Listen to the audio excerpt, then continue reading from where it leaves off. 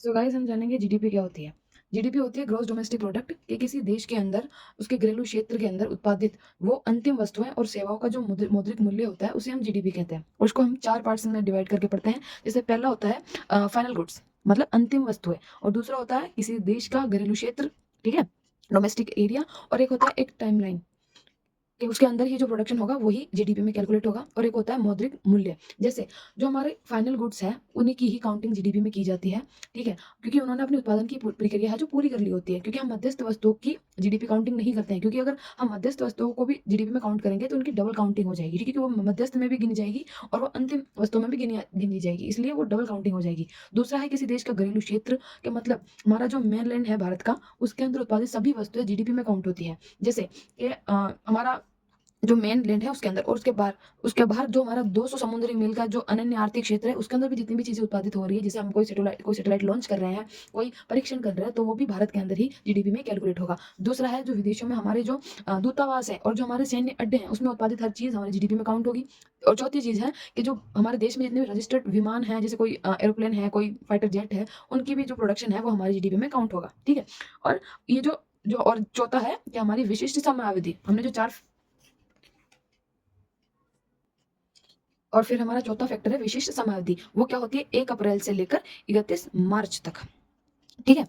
और उसके बाद हम देखेंगे मौद्रिक मूल्य। हमने इसके 3 फैक्टर पढ़ लिए और उसका चौथा फैक्टर है मौद्रिक मूल्य। कि मौद्रिक मूल्य क्या होता है कि जब हम किसी वस्तु की मात्रा को उसके मूल्य से गुणा कर लिया जाता है तो वो मौद्रिक मूल्य हमें प्राप्त हो जाता है। अब जैसे जीडीपी होती है वैसे ही एक जीएनपी होती है, ग्रोस नेशनल प्रोडक्ट। मतलब क्योंकि जीडीपी के अंदर वो भी काउंट हो जाते हैं जो विदेशों के जो लोग भारत में रह रहे हैं, उनकी भी इनकम हमारी जीडीपी में काउंट हो जाती है। लेकिन वो तो जो उन्होंने जो इनकम प्राप्त की है वो तो अपने देश ले जाते हैं, तो वो भारत में कैसे जोड़ ली जाए उसको। इसलिए एक ग्रोस नेशनल प्रोडक्ट भी हमने रिलीज किया है, जिसके अंदर जो विदेशी जो हमारे यहाँ रह रहे हैं उनकी आय को हमारी जीडीपी से माइनस कर लिया जाता है। मतलब जैसे जो जीडीपी है उसके अंदर पहले प्लस क्या करेंगे, जो हमारे लोग जो विदेशों में रह रहे हैं उनकी जो कमाई है उनको प्लस करेंगे, क्योंकि वो हमारे ही सिटीजन है जो बाहर रह रहे हैं। और इसमें से माइनस करेंगे जो हमारे फॉरेनर्स जो हमारे भारत में रह रहे हैं, उनकी जो आय है उनको हम माइनस कर लेंगे, जिससे हमें जीएनपी, ठीक है, वो हमें प्राप्त हो जाएगा, ठीक है।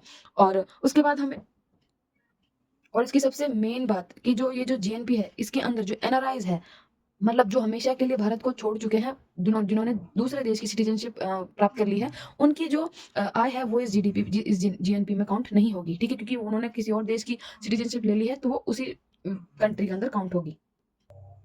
फिर एक दो फैक्टर आते हैं एनडीपी और एनएनपी। ये क्या होते हैं? एनडीपी वो होता है जैसे जो हमारी जीडीपी है, जो हमारा जीडीपी है उसके अंदर कुछ जो वस्तुएं हैं उनमें मूल्यह्रास भी होता है। जैसे किसी की जो कीमतें हैं ऊपर भी जाती है नीचे भी जाती है, मतलब मूल्यह्रास होता है, तो उसको जीडीपी में से माइनस कर लिया जाता है। जो मूल्यह्रास होता है उसे जीडीपी में से माइनस कर लिया जाता है जब एनडीपी निकल जाती है, ठीक है।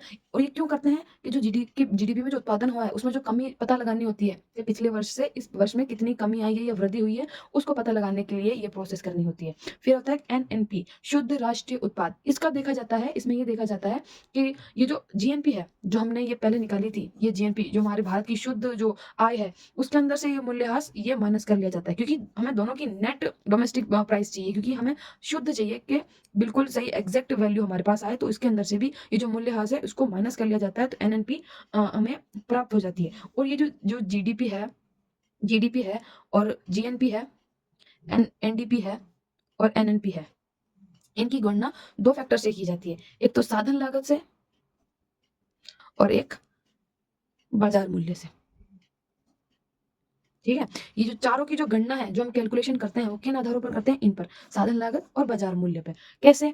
तो ये साधन लागत, इसके नाम से ही पता चल रहा है कि साधन लागत नाम से पता चल रहा है कि इसके अंदर जितने भी साधन जो उन्होंने यूज किए हैं, जो सेलर है उसने जितने साधन यूज किए हैं उन सब का वो पैसे जोड़कर वो आगे वाले से मूल्य प्राप्त करेगा। जैसे उसने इसमें प्लस कर लिया रेंट, ठीक है, मजदूरी, और उसने जो मजदूरी की है वो, प्लस ब्याज, उसने जो इंटरेस्ट दिया है वो, प्लस लाभ, क्योंकि वो खुद भी लाभ कमाएगा, वो जिसने आगे रेंट दिया है उसकी खुद की मजदूरी, उसने जो ब्याज भरा है उसका खुद का लाभ, ये सब जोड़कर साधन लागत निकलती है, ठीक है। अब इन सबको जोड़कर जो कैलकुलेशन बैठेगी उसको कहेंगे हम साधन लागत आधारित जीडीपी, ठीक है।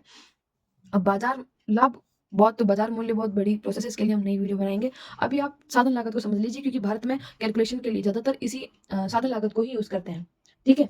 ये जो हमारा अर्थशास्त्र है, इकोनॉमी में, ये जो एनएनपी है, इसी को ही राष्ट्रीय आय कहा जाता है, मतलब इसी को ही मतलब एग्जैक्ट फिगर में माना जाता है कि यही राष्ट्रीय आय होती है। इसके अंदर से सारे मूल्यह्रास हमने घटा लिए, इसके अंदर से हमने विदेशियों की जो इनकम थी वो घटा ली, और हमारे जो भारत के लोग बाहर रह रहे हैं उनकी ऐड करके बाद में जो एनएनपी निकलती है, यही हमारी एग्जैक्ट राष्ट्रीय आय होती है। ठीक है, सो यह था हमारी जीडीपी की छोटी मोटी बातें।